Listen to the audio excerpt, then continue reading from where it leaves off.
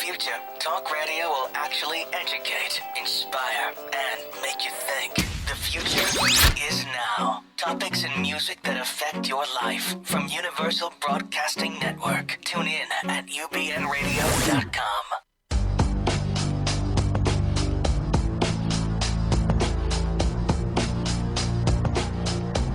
Remember Yelp? Yeah.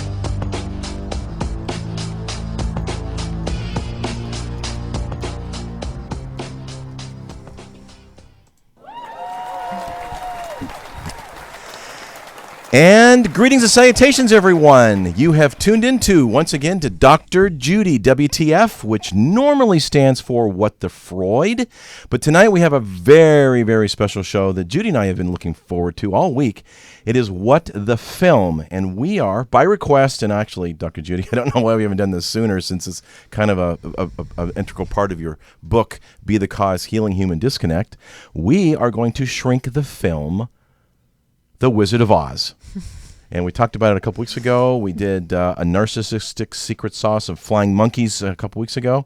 And we're going to continue that theme, but we're going to focus on the movie The Wizard of Oz.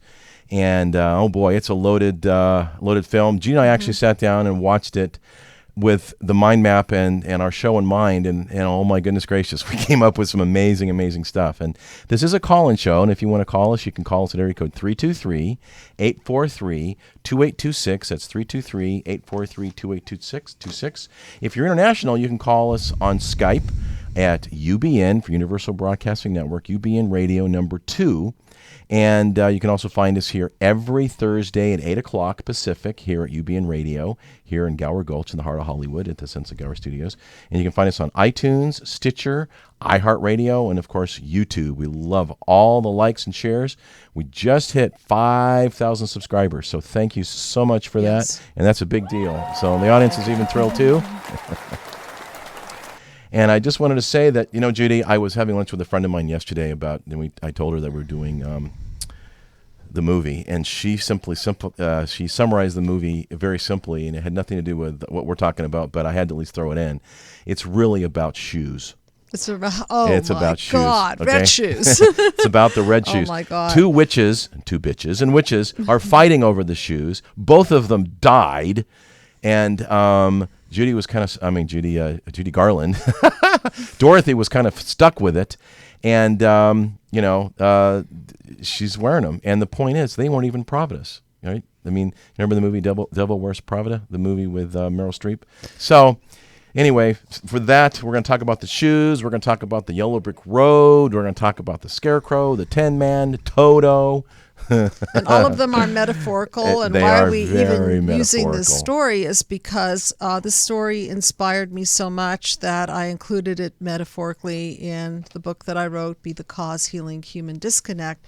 And the inspiration from Frank L. Baum, the author of The Wizard of Oz, chock full of metaphor. Everyone needs a yellow brick road, a pathway. So what is the mind map? What is healing all about? It's a pathway to healing. And so obviously if you choose a pathway that is not healing, you're not going to go from through to, as I like to put it, from the wounds of the past through the process of healing and to the paradigm shift.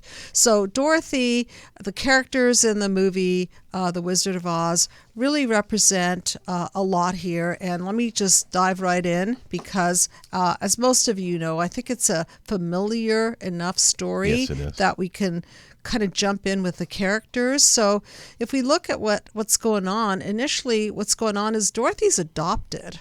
Yes, she is. She's adopted by her Aunt Em and her uncle, and they're older people. They're not even age-appropriate parents. Mm-hmm. They're sweet, but as Walt and I were watching the movie, the character of the bad lady, who then later becomes the wicked witch, tries to take her dog, Toto. Mm-hmm. And Toto is her significant, shall we say, her emotional regulator, her best friend, her best friend, all of the above. And so what happens is that Aunt Em doesn't really put up much of a fight. She doesn't. And neither does the uncle. When they want to take Toto. When they want to take Toto. Yeah, because right. Toto's been a kind of a bad dog. Right. So we could, we talk a lot about healing human disconnect, wounds of childhood. So here, this poor little girl, Dorothy, has been adopted into a family that's kind of sweet, but not really much of a strong spine for her. And so she feels rather alone, and that's exemplified by the fact that her Aunt Em tells her to kind of, run off and find your own, and then she starts singing the song, of course, somewhere over the rainbow, and that's her hope song. I see it that way. Yeah, somewhere over the rainbow. We're going to shrink that song at the end of the show. Of course we will. What else are we going to do? What else? What other song would fit?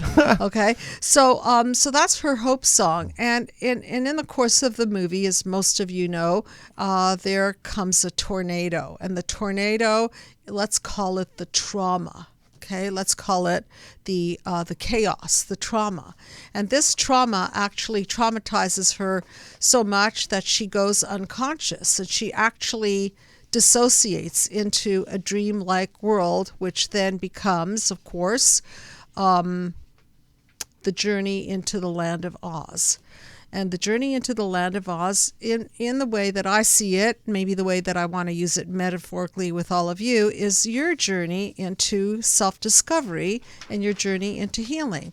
So what happens along this journey is that everything goes from black and white into color, because this is self-discovery, and color is about seeing as much as she can see. But the irony is that it's, of course, the land of Oz, and it's not real. Okay, but she doesn't know that, because she is really in this picture, and along the journey she meets, as you know, 3 characters. And the 3 characters are, first she meets the Scarecrow, and he thinks that he has no brains. And then she meets the Tin Man, and he thinks he has no heart. And then she meets the Lion. He thinks he has no courage. Courage. And all of these characters represent panel number 3 of the mind map in the way that I view it. And if you could take that to the visual, for those of you who are able to watch this. And those are listening, and go to drjudywtf.com and see it. Okay, so her wounds of childhood are panel 1. Her wounds are that she's adopted, and she kind of has these weak parental figures, and then she's got people attacking her and traumatizing her, and then she's got an actual trauma of the tornado knocking her over. And then her reaction to the wound is actually, in her case, let's call it, she goes unconscious. She splits.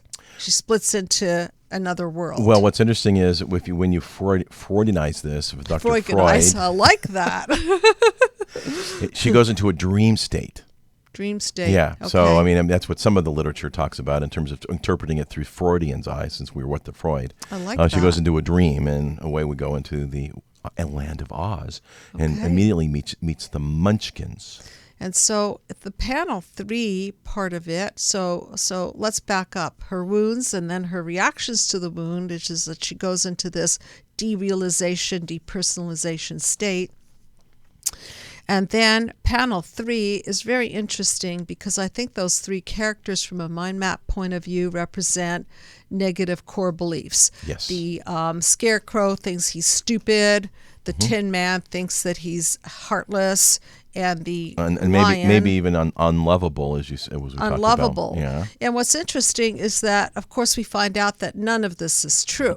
Okay, because the Scarecrow actually figures out how to put oil into the Tin Man's joints. Okay, and the Tin Man actually has a great big heart and helps the lion, and actually the lion stands up for all of them. Yes, he does.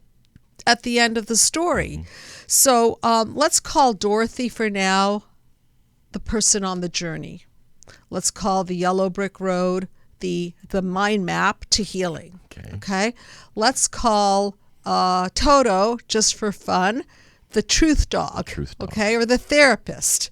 The therapist who reveals the truth and who goes on the journey with the client, with the patient, with Dorothy, along this yellow brick road of healing.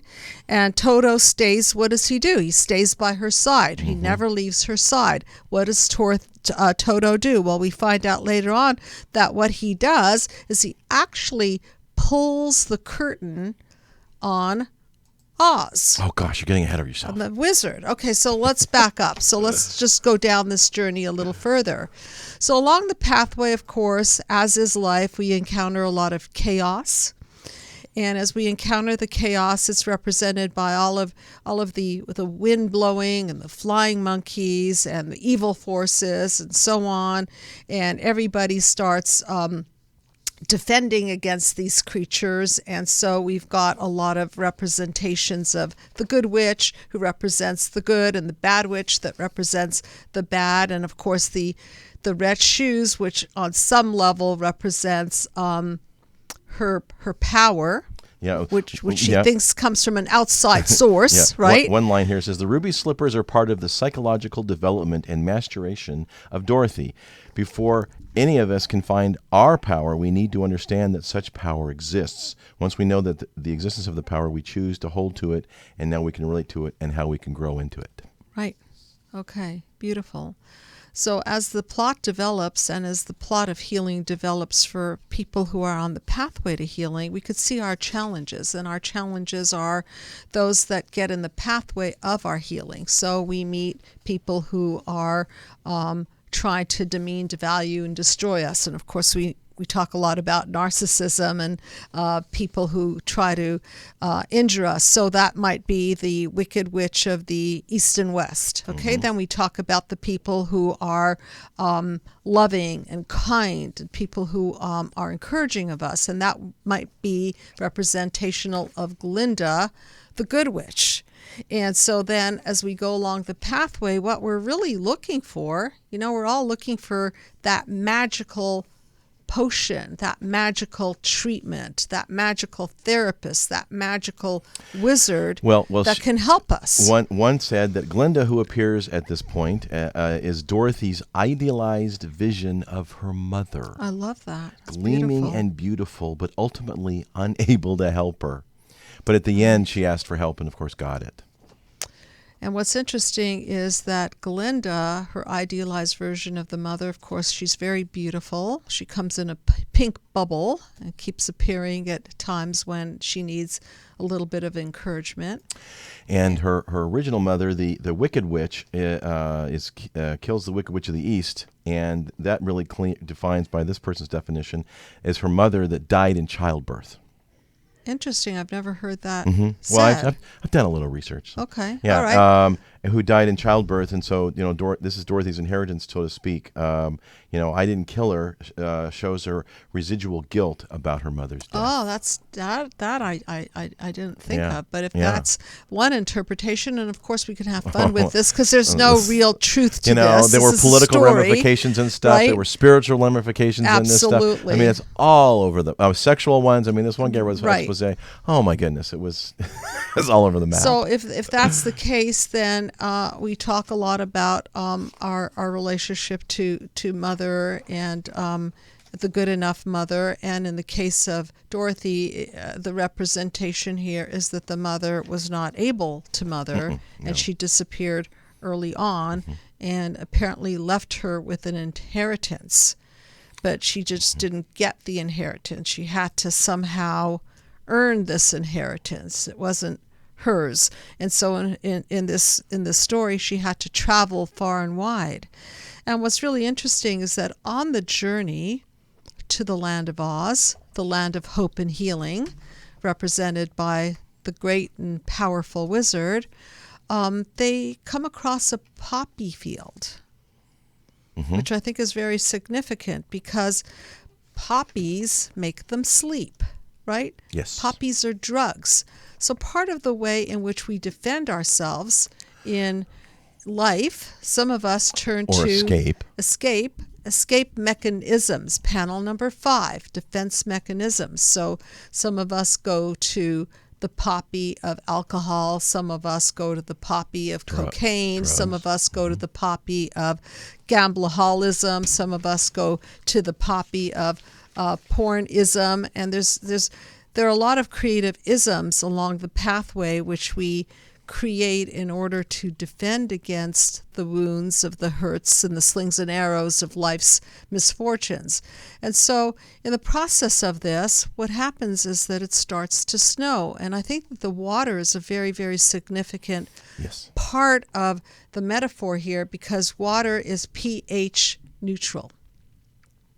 Okay, so what happens is that the snow, which is really ice water, douses them with pH neutral, so neutralizes the effects of the poppy and wakes them up again so that they can keep going along their journey.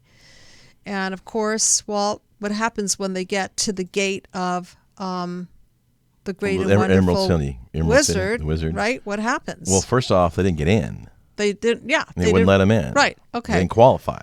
Right, okay, so what is this? How come they can't get in? All right, so, I'm thinking about this and talking to Walt about this. Why can't they get in? Because there's a secret hidden behind that door that they don't want exposed. Okay, so, and please, we're interruptible, so call in if you have any ideas as to what the Freud we're even talking about here. We're even talking about it. I've gotten some interesting perspectives. Jump on in. Well, first off, one that was really interesting is, from a feminist's perspective, all of the men were doofuses. He had the Tin Man, he didn't think he was, had a heart. He had the Scarecrow, he didn't think he had a brain. He had the lion who didn't have any courage. You had the wizard who was a lousy wizard. All these men are just really doofuses. Correct. But the women, they're the witches. They're smart. They've got magical powers. Okay. So it's like Dorothy and the witches are all female, and perhaps just as important, all the men are lacking to some degree. But they wizards without power, lions without courage, men without hearts, scarecrows without brains. So I thought that was kind of interesting from a sort of a feminist perspective, kind of twisted. Very interesting. The other one was Jungian, Carl Jung, okay, right, which was around at the same time as Freud. He calls it the collective unconscious. What does he say? And he says here, Dorothy, the dreaming innocent, is on a quest towards individualization, self-actualization, and her companions correspond to the first three stages of Jung's conception of the Ameris, the male inner personality of the female. Okay, so it also reminds me of Maslow, self-actualization. Yes. So here she is trying to get help from the outside in, and that's how we develop, right? We develop from the outside in because we've got to take in the breast milk and the eye contact and the nourishment of the mother, but it seems like she's lacking that, right? So she's looking for it once again, because she was never fulfilled on that. So this time she's looking for it in the great and wonderful Wizard of Oz. Okay, and the Wizard of Oz, to me, represents the parents. The parents could represent some kind of idealization, could be some sort of an idealized figure, and who are our first idealized figures is our parents. Our parents. So Oz is supposed to have the answer. Oz is supposed to understand how to fix things. So she runs to the great and wonderful parental figure, just like we all do, right? Yep. To fix us, to guide us, to let us know how to run our life, to let us have a pathway to healing. And guess what happens when the wizard is finally exposed? And let's talk about who exposes the wizard. Yeah. Well, obviously, they had two visits with the wizard. The first visit, hey, help us get home. And he put a task in front of them where they wanted to get the broom from the Wicked Witch of the East. So, which obviously was like, he's stalling. Like, there's like, no way in the world I'm going to do what you want. I really can't. And, it might give you this tall, important, massively crazy task. Right. So go knock yourself out and come back. So doesn't it remind you a little bit about our episodes on narcissistic parents, right? Who give children amazingly difficult tasks and then want to stay in an idealized version so that the children can continue to worship them. Okay. And so in this case, she's sent away. She's sent away because he knows very well that he's thinking she'll never get this. What is it that she has to get? Well, she has to get the broomstick. Okay. Which of course was what the Wicked Witch has and rides and uses and whatnot. Right. And of course, one of the things I read is united we stand. Right. Dorothy's not by herself. She has her friends that go with her. Right. She's got Toto. She's got the Scarecrow, the Tin Man, the Lion, and they go to the castle of the witch and. Obviously, they find it. But what's interesting, again, you talk about water. So toward the end, the witch is wanting the slippers. She lights her broomstick and is going to light Dorothy on fire. And there was a bucket, interestingly enough, of water splashes out the fire on the broomstick, but also splashes on the Wicked Witch. Right. So you talked about the fact that water is truth, right? Water is truth. It's pH neutral. pH neutral. It neutralizes the darkness, the evil, so to speak. And in this instance, it definitely neutralized the darkness because it melted the Wicked Witch. And that's what she said. She says, I'm melting. And with that power, the truth power, there's a lot of reference to truth power, the pH neutralization of the water, the white snow that neutralizes the effects of the drug. And so in this scene where the Wicked Witch is melting, right? So Dorothy starts to see that there's a fallacy in this illusion that the witch has as much power. And also what comes clear is that the Tin Man does have a heart, because what does he do? He rolls on top of the Scarecrow to put the fire out. Yes, he does. So can you see that the Tin Man had this negative core belief that he's heartless, and yet it was a lie. He had a heart the whole time. And so each one of these negative core beliefs, as represented by the characters, are proved untrue in the course of this journey, just like the pathway to healing, so that we, as injured at the causal level, by that I mean by our parents, our caretakers, we too encode these negative core beliefs into the fiber of our being, and we walk around thinking we're stupid, we're unlovable, we're heartless, we're this, this. And so why I love this story so much is because it really exposes the truth, metaphorically, as the dog pulls the curtain on the Wizard of Oz, who's supposed to be the parents who are invincible, the powers that be that are supposed to be all-encompassing. And what do we find behind the curtain is a very manipulative. What he says is he's not a bad man. He's just a lousy wizard. He's a lousy wizard, and apparently he feels powerless in his own way because he has to manipulate everybody, and he has to create this land of Oz, which is the illusion. So let's back up for a minute. So we've said a lot about the Wizard of Oz. So what I'm talking about here is that when we come into the world, we can't escape being injured by our family of origin. It's impossible. We're going to experience different levels of trauma, different levels of disconnect, and at times we're going to feel really, really lost, and we're going to need a pathway to healing, and we're going to need by our sides what I've referred to as enlightened witnesses, people who stand by us, people who have vision to know the truth of what's happening. And through the course of healing, we're going to encounter our dark side, and we're going to encounter the fear that we cannot heal, that we cannot get beyond these obstacles. And some of the people that come into our lives will break us down.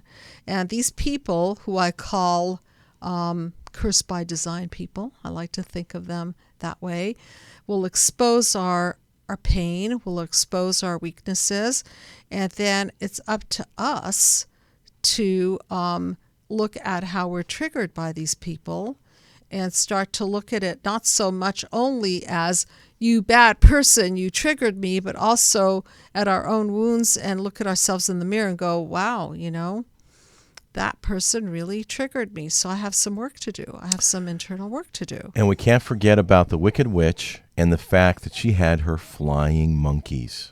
Right. which did her bidding, we did and flying all around, and we did a couple weeks ago. Flying. Oh my! And so the point is, when it was all said and done, she had her friends around her. She was facing the Wicked Witch and all her flying monkeys and some guards that were there. And as a result of that, she faced it, and as we've talked about and mentioned, encountered the witch and put her down with a bucket of water. I mean, something very simple as that, but it was the neutralization of the wickedness of the witch, and as a result, she was neutralized and, of course, killed. And what's interesting about the flying monkeys, which we talked about in our episode before, is that the flying monkeys do the bidding of the witch.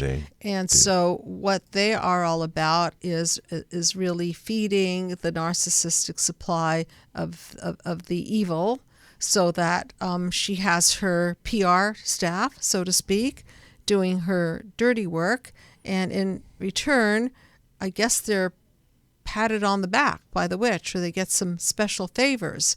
And so we've talked about this in terms of people in family dynamics who are the golden children, for example, people who are people pleasers and get special rewards for being people pleasers. But at the end of the day, I don't think the flying monkeys really got too much out of the deal. And so what happens with real flying monkeys is that they, after a while, they lose power, and they get injured in the course of doing the Wicked Witch's bidding, the bidding of the evil. And we've got a call. Okay.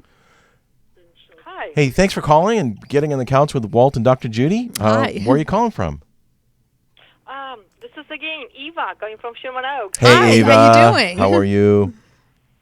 Hello, it's very good. Thank you guys for asking. How are you guys doing out there? Fabulous. We're doing great. Are you listening to the interpretation of The Wizard of Oz? Absolutely. And I actually have a question that's just going to trigger me to think.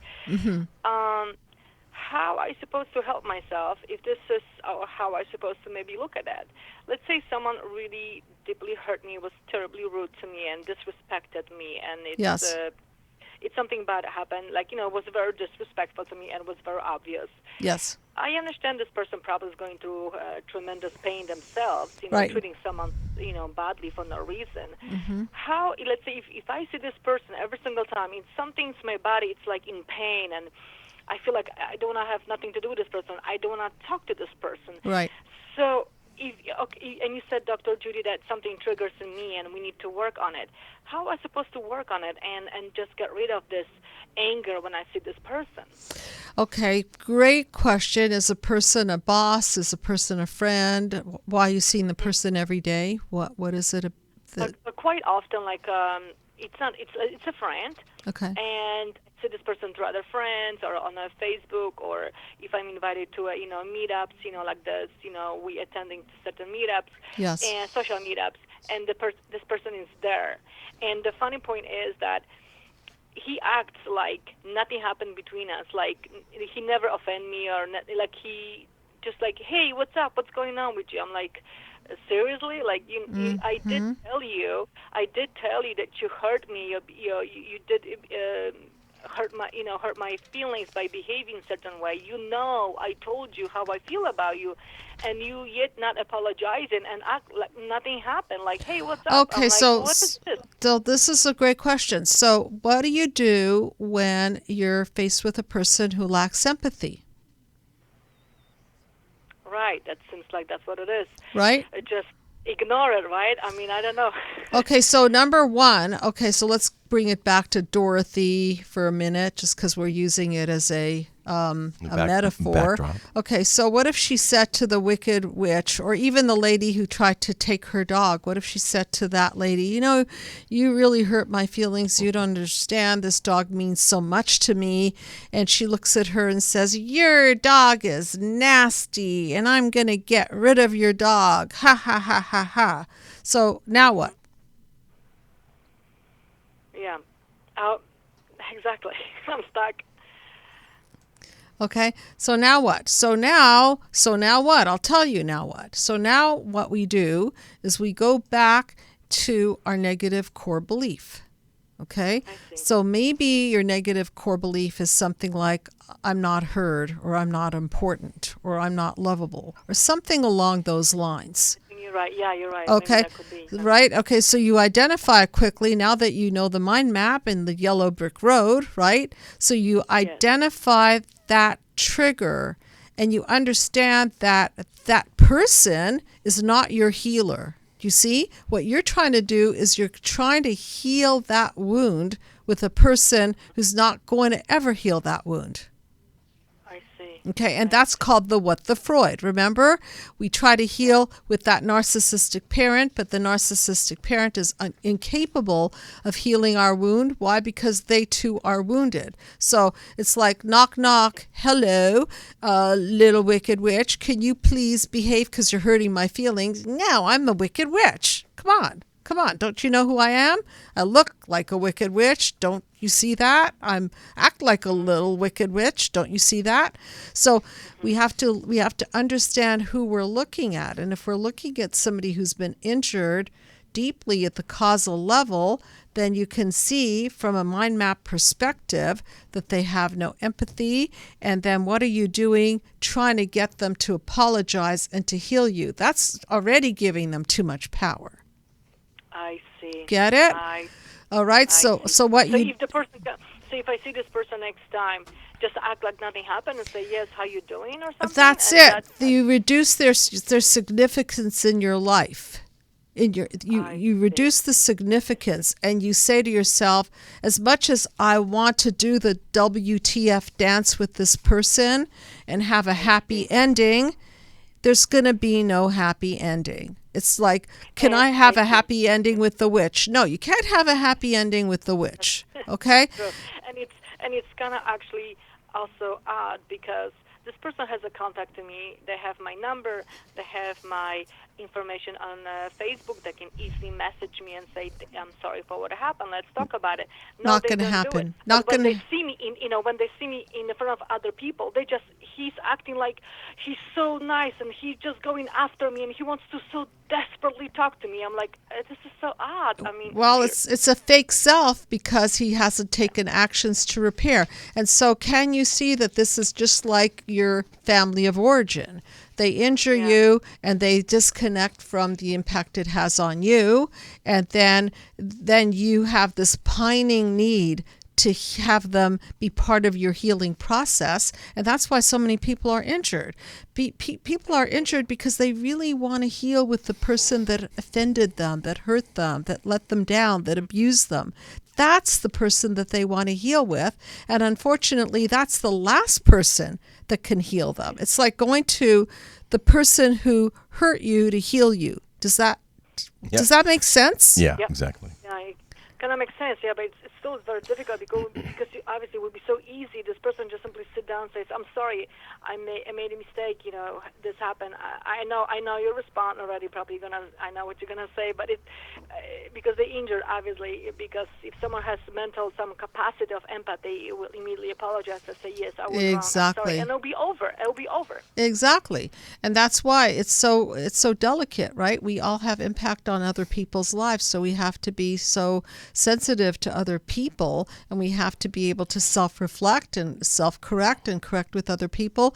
The problem with a lot of families of origin is that it is that simple, but it doesn't happen. How many people have called in to say that they wish their parents would finally come around? I think we even did an episode on narcissism and death. And, yes, we did late last year. Waiting for that last breath of air that says, "Oh, honey, I'm so sorry I hurt you and I see what I've done." And, a lot of times, most of the time, it doesn't happen. No, it doesn't happen. And many times the parent realizes they're on their last gasps and they double down to make sure that when they're gone, it's still going. And that's where the flying monkeys come in. They still go. Yeah, and kind of also, my light, my bulb light kind of like switched on when he said something like to me, "Oh, I bet he's so angry at me, you just want to stab me." I was like, what? I'm like, who even thinks that way? I mean, is that's because you're projecting something, that's how you feel, or is that it makes you happy that I'm angry? I'm not sitting here angry thinking about you. Okay, so here's what the person is saying is, I'm important, I have a lot of power over you. Okay, whether it's negative power or positive power. One of my favorite lines in a book was in, I think it was The Fountainhead, where Howard Rourke is asked by one of the characters who he dislikes intensely. The character asks him, "So, Howard, what do you think about me?" And then Howard, who's a very unique architect, says to this other boring architect, just for the description of it, and his answer is, I don't think about you. So maybe this person even creates purposely that kind of behavior, so he feels like I will be attached to this person because of that's what happened, drama between us. I don't know. It's kind of weird to me. It is, and now you can see it. You could see that his reason for even upsetting you or saying things like this is because what does a narcissist want? Attention. Negative attention, positive attention, any kind of attention. And the reason I brought this quote up from the book is that the worst thing for them to feel is that you really don't care. You ignore them. It's okay for them to ignore you, but it is not okay for you to ignore them because they're addicted to that attention, that adoration. That's their addiction. That's what fuels them and keeps them going. So if you let gas out of that, if you let the air out of the bag, from your perspective, it makes them angry, and eventually you're not going to give them narcissistic supply, and they're going to go away.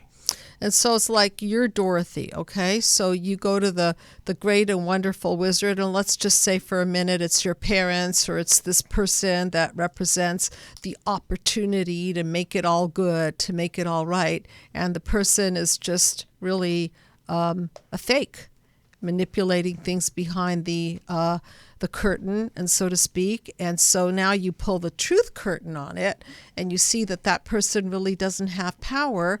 And then you look within yourself, which is the red shoes. You look down at your feet and you say, oh, I get it. So the wizard or the mother or the father or the injurer ultimately doesn't have power over me because what's happening is that the core belief is still alive. So the wicked witch is really your core belief, so to speak. Does that make sense? Yeah. Okay, and that's the darkness that still you're dealing with. Okay? Gotcha. So next time if I see this person, just simply act like nothing happened. Just don't even expect anything. Just, hey, how you doing? That's it. Because if you react, he's won. Right. So. Yeah. Okay. So get out of the picture of expecting him to help you overcome his injury of you, and just bow out gracefully. Okay? Yeah, because obviously, why would you do this to someone who you said to me that you're my very good friend? Because he needs the supply. And you're doing this stuff. Yeah, exactly. With no reason. Okay. All right. So thank you for calling. Hey, thanks for calling and listening and being part of the show. Yeah. Absolutely. And enjoy that your I'm going to say one again. Thank you so much. I love you too, and thank you so much for your very enlightening question. And enjoy your journey on the yellow brick road. Yes. Walt, you're the best. Well, thank you. You know, one thing that I pulled up, which is really I think interesting, is the good witch of the North, right? Mm-hmm. One of them alluded to, and I did this, I kind of come to this vision, she's like the North Star. Oh. She's like kind of directing them, like a guiding light, like a North Star. Gotcha. Okay? Very interesting. Because Gloria represents Dorothy's higher self. She acts as a guide, but does not interfere until Dorothy has done all she can. So, but I thought it was interesting. It's the North, and I just came to the vision of the North Star. But see, what is also very significant here is that you need to take the outside in order to have a core sense of self. So Dorothy can't really connect with her ruby shoes, even though the power is within her. She's stuck with them. It's not within her. She needs to have the support of the Scarecrow, the Tin Man, the Lion, the Good Witch, Toto. Okay, so she needs nourishment, as we all do. We need nourishment from the outside to take in. To grow into the shoes. Correct, to grow into the shoes. So it's not just we have it all inside, No, how do we form a healthy human psyche? Let's go back to Dr.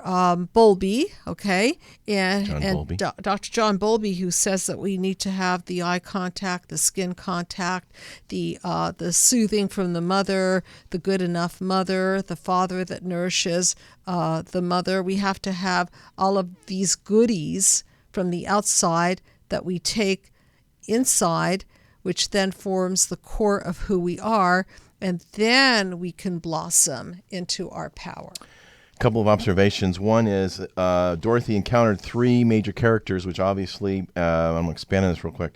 One was the guy with the limp intelligence, the Scarecrow, immobilized feelings, which was the Tin Man, and the unsure wildness that predeceases confidence, which is the Lion. But then, as the journey progresses, right, the powers expand, and the Lion gets willpower, and devotion is generated by the Tin Man, and understanding is done by the Scarecrow. And what's really interesting is if we could go with the mind map once again, panel number 7, which is synergy, okay? Paradigm shift, synergy. So what is synergy? We've talked about this many times before. It's the 1 + 1 is greater than 2 phenomenon, if you will. So Dorothy plus these characters, plus the goodness of the witch and the dog and so on, creates everyone to be more than who they are. So we have to really, Eva, if you're still listening, understand that the people that we bring into our lives need to add to us. And if they're not adding to, then park them in neutral. Don't give them any validity. Don't give them any power. If you have to interface with them at work, whatever. It's the 1 + 1 equals more than 2, or plus the 3 phenomenon. And we talked about that in our call-in show. 1 + 1 = 3. Right. So if you want a little more expansion on that, just go back to our call-in show for this month, August, and there was a caller that talked about that. Right. And along those lines, one person talks about Toto as the inner shaman. Basically, Toto is the dog, and represents loyalty and represents harmony and balance. Right.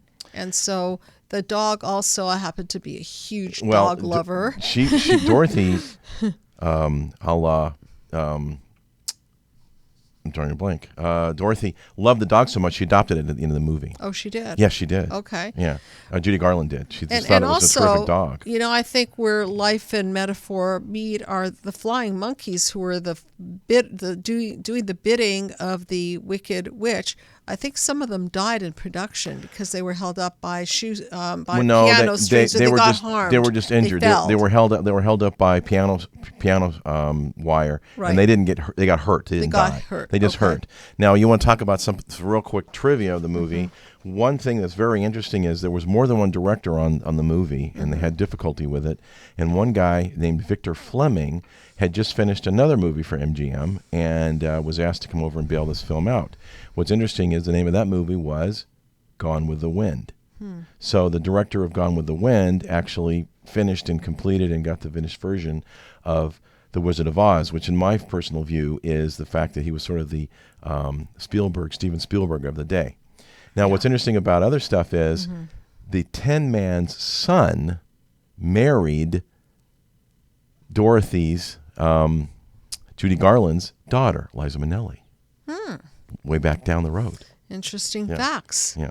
I mean, there's a whole bunch of facts. But a lot of interesting facts. And the fact this was Technicolor, and it was one of the original movies, and that's why the first part was in black and white, even though when you open the door and, it's all enlightened, the temperature of all the sets, because it was filmed exclusively on sets, was over 100 degrees because of the lights had to be very, very bright. That's like a Bikram yoga class. Oh, well, yes, the lion's costume. He sweated like crazy, and they had to dry it out every night before he wore it the next day. Yeah, it was pretty crazy. So a lot went into this movie, and initially didn't do very well. Walt Disney wanted to do the movie, but MGM got the rights to the book, so it kind of shut that. And I think the reason it lives and the reason it lives so long is because every time I watch it, I learn something different, and I think it appeals to all ages. And there's something very deep and metaphorical, and that's the nature of good books, good stories, good fairy tales. They're timeless. Thank you, Frank L. Baum, for writing this masterpiece and for inspiring me to identify with it and interweave it into my book, The Cause, Healing Human Disconnect. Last bit of trivia, and we're going to go with our song, is they tried to get Shirley Temple to be the lead, but at 11 years old, they weren't sure she had the chops, and the singing part wasn't quite her forte, and the studio over that had her, 20th Century Fox, didn't want to release her during the studio system. So Judy Garland was the one that was picked, and away they go. She started out being a blonde with pigtails, and the new director said, no, we want a more natural look, which of course I think worked much better in the film. Which brings us to our song, which of course we are singing Over the Rainbow, sung by Judy Garland. And I know Judy's got a lot to say about this song and what it means and some stuff. It was originally written by the two composers, and actually Gershwin helped out and speeded it up a little bit because originally it was kind of slow, and was a little bit kind of analogous to, because we were in the Depression era, kind of getting over the rainbow and getting beyond the Great Depression. So with that in mind, we're going to shrink this tune from a mind map and Yellow Brick Road to Healing perspective. Somewhere over the rainbow, way up high, there's a land that I've heard of once in a lullaby. Somewhere over the rainbow, skies are blue, and the dreams that you dare to dream really do come true. So it's, I think this is a hope song that in the film, in the book, Dorothy is certainly not over the rainbow because there's a lot happening. Her dog's about to be taken away from her, and then, of course, she's dealing with the parents that are not really behind her 100%. So it's not really rosy for her. So what she does is she escapes into this dreamland, into this this wish fulfillment, and starts creating this rainbow representing hope, and the skies representing endless possibilities and dreams that she can dare to dream, because perhaps underneath it all she wants to have the power to make things come true her way. Someday I'll wish upon a star and wake up where the clouds are far behind me, where troubles melt like lemon drops away above the chimney tops. That's where you'll find me. So again, this deep desire to wish upon a star, and the star representing hope, and the North Star, of course, which is the guiding light, and wake up where the clouds are far behind me. And of course, the tornadoes are far behind her too, because in her case, they were whirling clouds of chaos. And her troubles, so she can't go to her Auntie Em and uncle, and it's just like sometimes we can't go to our parents. We want our parents to melt our troubles away, and so she turns to the sky, she turns to the stars, she turns to the rainbow to have her troubles melt away. Somewhere over the rainbow, bluebirds fly. Birds fly over the rainbow. Why then, oh, can't I? Very well put. So if a bird can fly over the rainbow, then she must have some power too. Yes. And so her dream is that she does have power, and she's at least as powerful as a rainbow, and somehow she's going to overcome the darkness of her life, and she's going to be that person who's going to be able to fly above her, above the problems, above the the darkness of her troubles. And if happy little bluebirds fly beyond the rainbow, why, oh why, can't I? And so she's convinced that she can. Because if they can, then why can't she? And that's Judy Garland singing Over the Rainbow. And I wanted to close with a couple of things real quick. So her voyage of self-discovery over, she now awakes a wiser and more philosophically inclined young woman to the loving embrace of her family, her uncle, and yes, her aunt, who she now knows doesn't resent her from her mother's death, and who in fact loves her, and who is now healed. Dorothy is capable of loving back. And to be in the real world. Okay, so now she's integrated her fantasy, she's integrated the reality. Both are coming together at the end of the story where all of the characters are back in real life, not just fantasy life. And so I think that's beautifully put, that she's gone through the journey, and that's the healing journey, is that we start with naivete, we start with wishes and dreams, we start with illusions and delusions, okay? And we travel the yellow brick road to healing. And so we awaken from these illusions and delusions and find out the truth, and then recognize that we're more whole and complete than when we began the journey. And so that's what this journey is. The journey of healing is to integrate the darkness and the light, and also to eventually be able to build that inner core so that we can have that inner wisdom and the ability to see clearly. And you know, Dr. Judy, I just have this feeling that we are not in Kansas anymore. Well put, Walt. And she closes the movie with, remember the phrase? There's no place like home. And the question is, where is your home? Mm-hmm. And that is Dr. Judy WTF, What the Film, normally What the Freud. I'm your host, Walt Lusk. You can find us here every Thursday with myself and, of course, Dr. Judy Rosenberg, the author of the book Be the Cause, Healing Human Disconnect, available on Amazon. And she has a plethora of therapists, and each and every one of her therapists now can actually have a free consultation. So you can go to Dr. Judy WTF and figure that out. And go to meet the team and pick somebody figure out that who you want to might meet. resonate with you and who might be full. And if it doesn't work out and you want a different therapist, so be it. It's not the end of the world. That's we're here to serve you and meet your needs as best way we can. Mm-hmm. And if you want to write us, because someone kind of suggested we shrink this movie, you can write us at info@drjudywtf.com. And of course, again, you can find us on Stitcher, iTunes, TuneIn, iHeartRadio, and of course, YouTube.